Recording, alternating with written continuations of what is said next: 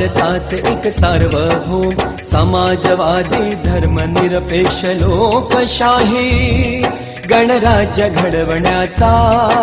व त्याच्या सर्व नागरिकास सामाजिक आर्थिक व राजनैतिक न्याय विचार अभिव्यक्ती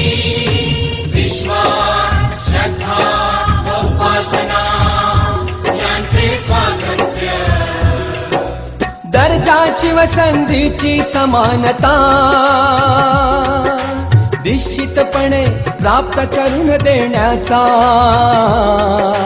आणि त्या सर्वांमध्ये व्यक्तीची प्रतिष्ठा व राष्ट्राची एकता आणि एकात्मता